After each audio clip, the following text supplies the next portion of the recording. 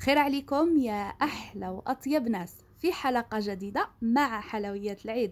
حلوتنا لنهار اليوم المقروض. نعم، المقروض القسنطيني. راح ندير معكم مقروض الكوشة. راح يجي مبسس ومرمل ومعسل، ناجح من أول تجربة، وراح نشارك معكم جميع أسرار نجاحه، وراح نشارك معكم كيفاش تقعد معك الغرس طرية لداخل، وراح نعطي لك طريقة يقعد معك المقروض أطول مدة وما يقرصش معك. جبت لكم طريقة الوالدة في صنع المقروض التقليدي، سيد المائدة القسنطينية الجزائرية. لكن قبل ما نبدأ الفيديو حبيباتي، ديروا لي جيم للفيديو، ربي ينوركم، ربي يجازيكم بالخير، هكذا باش يطلع الفيديو باش يستفادوا معكم الأخوات. كنت درته في عدة مناسبات وبارطاجيته في مواقع التواصل الاجتماعي، كان عجبهم وهبلوا عليه. إذا أنا قررت ندير لهم فيديو، وجميع من ذاقوا عندي طبعا عجبهم وطلبوا مني الوصفة أكيد. شوفوا هنا حبيباتي، قبل ما نبدأ الفيديو ما تنساوش تصلوا على رسول الله وديروا لنا هذاك الجام والبارطاج، واعطونا رايكم في التعليقات طبعا. وزيد نقولكم نوعية السميد في وصفتنا لنهار اليوم راهي تلعب دور في نجاح المقروض. يعني شوفي، ما تخدميش بالسميد الخشين ولا السميد هذاك الرطب وتقولي ما نجحليش المقروض. يعني شوفي، تبعي معايا كل الخطوات بإذن الله، بإذن الله الأحد إن شاء الله راح يجيكم مقروض مبسس ومرمل كما يحب الخاطر. يلا ما نطولش عليكم ونبدأ الوصفة على بركة الله. انا هنا نجيب الجفنه تاعي ولا نجيب القصعه تاعي، راح نحط فيها 3 كيلات تاع سميد يكون متوسط. انا هنا يعني طحت فيه ما شاء الله ذو نوعيه جيده، يعني مستحسن انك تشري اكسترا. هو اللي النوعيه تاع السميد تاعو تكون مليحه وتشرب ليدام، هذا هو السبب الرئيسي لنجاح المقروض نتاعك. هذه هي. انا هنا البنات واش درت، ضفت اضافه نتاع الملح لازم البنات، لازم في كل الحلويات تاعنا نحطوا هذيك القرصه تاع الملح باش تجينا العجينه بنينه. زدت له كيلة غير ربع سمن، يكون دايب وبارد، وهذيك الربع اللي قعدت لي راح نكمل بها العبر تاعي مارغارين. مستحسن انه يكون الدهان تاع البقره هكا، يعني باش يجي المقروض بنين ويجي فيه ريحه يعني مخالفه على المقروض نتاع المقله. فهمتوني؟ انا راح ندخل ليدام تاعي كامل في هذاك السميد، راح نحكو حوالي 20 دقيقه وانا نحك فيه. شفتوها معايا الكيلة تاع السمن اللي حطيتها، انا كنت عمرتها مليح. راح نخلط كل شيء مع بعض يعني حتى يتشرب لي هذاك السميد تاعي ليدام، وراح تتبسس معايا العجينه. راكم تشوفوا البنات في كل ما نحك راح يتقل القوام تاع السميد تاعي ولا تاع الخليط تاعي.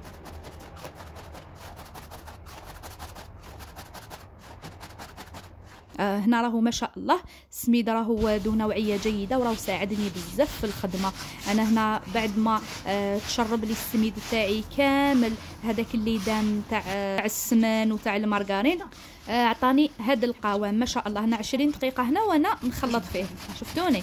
يعني هنا مازال ما ضفت حتى اضافه، ما ضفت لا ماء لا ما زهر، هنا فقط سميد والسمن والمارغرين فقط. نقول لكم باش يجيكم المقروط هشيش، كثروا السمن على المارغرين. شتوني كنت حطيت الكميه، حطيت كيله غير ربع تاع سمن، وهذيك الكيله يعني اللي قعدت لي عمرتها بالمارغرين. هذه هي. انا راح نخليه يرتاح مده 6 ساعات يعني حتى يتشرب لي هذاك السميد كامل، هذاك الليدام اللي حطيته له. هذه هي. ايضا اضافه نتاع الغرس، يعني باش يجيك المقروض تاعك بنين يلزم الغرس تاع البطانه. دوك انا ماهوش متوفر عندي، دونك درت عادي هذاك تاع الليمون بالي اللي يتباع في السوبيرات. انا واش درت، فورته وحطيت فيه كميه نتاع الزبده ونكهتها على راس المعروف قرفه. انا راح نخلي هذيك الغرس تبرد معايا وراح نعجنها وراح نقيها، ودرت لها ايضا جلجلان يكون محمص. دي هي كنت شكلته دي بودان كيما راكم تشوفوا معايا، هذا كامل يعني باش نسهل على روحي الخدمه. شوفوا هنا البنات، شوفوا المقروط خاصه مقروط الكوشه، هو فيه مراحل كثيره، لكن صدقوني البنه تاعو يعني مخالفه تماما على باقي الحلويات. هذه هي حبيبتي. بعد ما شكلت لي بودان تاعي كيما راكم تشوفوا، حطيتهم فرشت لهم يعني في مول انقود ساشي، وستفتهم كامل في هذاك المول وخبيتهم في الثلاجه حتى يعني الى وقت اخر، حتى نكمل فطوري في غرديك وفي السهره باش بديت في المقروض تاعي. يعني هادو كامل مراحل راح يسهلوا عليك الخدمه، يعني ما تخدميش بلا بريسيون، فهمتوني؟ هذه هي. انا البنات شاركت معكم فقط طريقتي الصحيحه للمقروض التقليدي تاعنا، خاصه اللي فيه نكهه زمان وريحه زمان، راح يكون ناجح 100% فقط. يعني امشي معايا خطوه خطوه ان شاء الله راح ينجح معاك، وتجربيه وتخلي لي رايك فيه في التعليقات طبعا.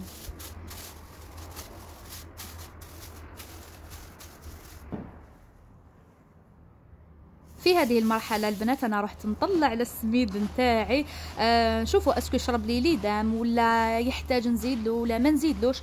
دونك هنا لقيتوه ما شاء الله، يعني لقيتوه شرب لي دم كيما يلزم الحال.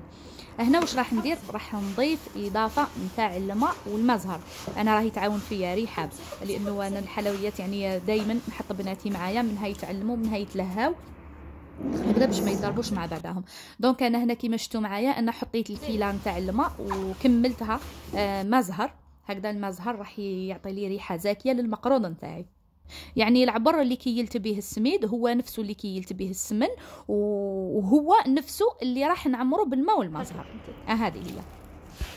انا الماء لهنا ما حش نضيفه دفعه واحده، انا راح نضيف الماء بالتدريج، لانه ما يخفالكمش انه كاين سميد يتشرب وكاين اللي ما يتشربش.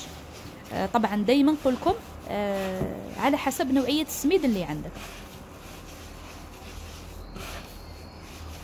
انا لما نضيف له الماء راح نلمه باطراف الاصابع من غير ما نضغط عليه، من غير ما نعجنه. نعاود لكم، من غير ما نضغط عليه ومن غير ما نعجنه. انا لما نضيف الماء راح نلمه فقط باطراف الاصابع. هذه يعني السبب الثاني باش ينجح معك المقروض. انا الكميه تاع الماء ما حطيتهاش كامله، لانه خلاص انا السميد تاعي نكتفي بهذا القدر الكافي من الماء، لانه راهو شرب لي الماء راح نتستيه. انا هنا راح نلم السميد تاعي ونغطيه ونخليه ونشوف اسكو يحتاج للماء نزيد له ولا نكتفي بالقدر هذاك اللي حطيته.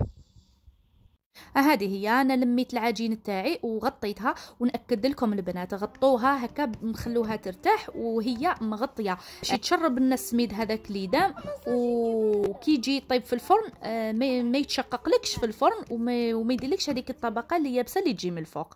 انا هنا كنت درته الصباح، نخليه يعني روبوزي، نغطيه ونخليه في الليل باش نبدا الخدمه تاعي. يعني نخليه في غرضه ما نزربلوش.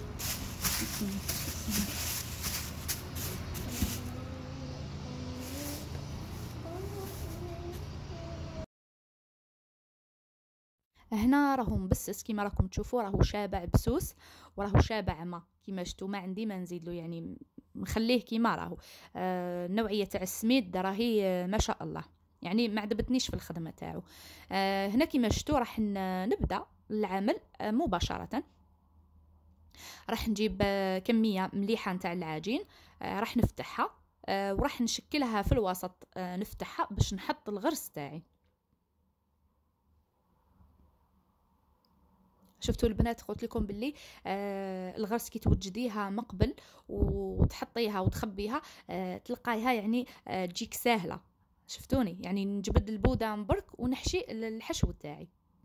راح نغلقها كامل باش نخبي هذيك الغرس. انا لازم الغرس تاعي يتخبى، فهمتوني؟ هذه هي. راح نغلقه مليح ونشكلو على شكل بوده كيما راكم تشوفوا. راح نشكل العجين تاعي كامل ومن بعد باش نبدا الخدمه تاعي. ولي بودا كيما راكم تشوفوا البنات ما نديروهمش خشان بزاف وما نديروهمش رقاق بزاف، فهمتوني؟ الطابع اللي راح نستعملو انا راح نرشو بالفارينه هكذا باش كي نجي نطبع البودا نتاعي ما حش يلصق لي الطابع في العجينه، فهمتوني؟ هذه هي. انا راح نطبع هذا الطابع الله يبارك، يعني فيه ست حبات. اذا كنتي مبتدئه خدمي بالست حبات. انا هذا فقط شكلته لكم نتوما كمبتدئه. انا كي كنت مبتدئه قدكم كنت نشكل هكذاك، لا انا ما نشكلش 6، انا نشكل اكثر من 6 هكذا، يعني باش ما نخسرش الطرف، فهمتوني البنات. دونك كمبتدئه بداي خدمي بالبودان الصغير كيما شفتوا معايا فيه 5 حبات، مي كي تدربي وتولي تخدميه مره 2 3 خلاص تولي تمشي يدك على المقروط. دونك كيما انا ما نحبش نخسر العجين تاعي في الحواشي، فهمتوني. دونك انا ندير بودان طويل ونشكلو شحال من حبه، يعني باش يجوني كاع حبات ملاح، يعني ما يضيعوليش، يعني ما نضيعش الحبات تاعي في الحواشي، فهمتوني. شوفوا الطول تاع البوده ما شاء الله يلحق حتى ل 40 سنتيمتر هكذا، باش تكون خدمه مليحه ورزينه وتنحي عليك الشغل، ماشي تقعدي نهار كامل وانت تطبعي بال5 حبات، فهمتوني. اللي تحب اجواء العيد راني شاركتها معكم حبيباتي، عطيت لكم طريقه سهله في تحضير المقروط. هذا المقروط القسنطيني التقليدي تاع زمان، هكا يخدموه بالطريقه هذه ومازالهم لحد الان. يعني مازلنا احنا محافظين على هاد الوصفات التقليديه ورانا نعلموهم لبناتنا. انا دايما يعني كي نصنع هذا النوع من الحلويات دايما نحب بناتي يكونوا حاضرين معايا، فهمتوني. دونك انا هنا بعد ما شكلت المقروط كنت قطعته بهذيك الاداه، شفتوها البنات هذيك الاداه تساعد بزاف. الشكل تاع الحبه تاع المقروط تعطي له واحد المنظر هايل. وشوفوا قبل ما نحو الحبه لازم نجوزوا الموس تحت هذاك البوده هكا باش ما تلصقليش الحبه داخل البلون دو طرافاي تاعي ونتعذب كي نجي نرفدها.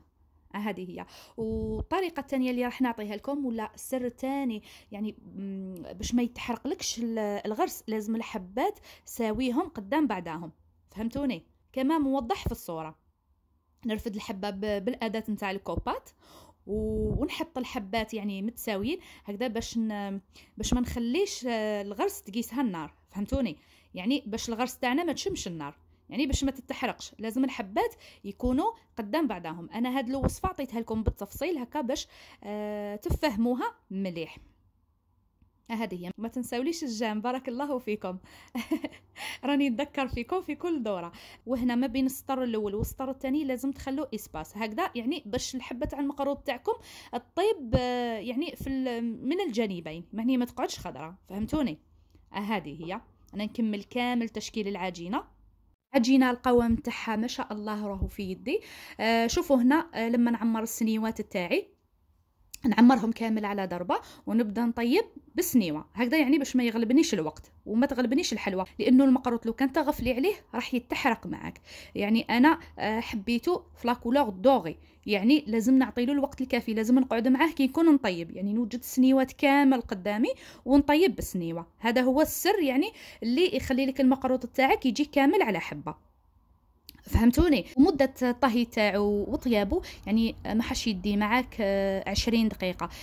تشعلي عليه من تحت حتى تصيبيه حمار من تحت وحمار الجوانب تاعو، تعاودي تشعليه من الفوق يعني حتى يحمر لك الجزء يعني الاعلى اللي من الفوق، فهمتوني. انا نحب المقروض تاعي بهاد لاكولا، نحب المقروض تاعي يجي مشماشي. انا بكري امهاتنا انا يما نشفع عليها بكري كانت تطيب في السنيوه هذيك الكبيره وتديه يديه بابا عند البولونجي ويقول له طيبه لي مشماشي. نشفع عليها ولا كنت صغيره ونشفع عليها، كنت نروح مع بابا وتقولي ماما اكدي له باللي لازم يطيبوه مشماشي. هذا هو مقروط الكوشه، راهو مبسس ومرمل. المقروض يتخبى هكذا حتى لوقت التقديم باش تعسليه تحشريه في العسل وتقدميه.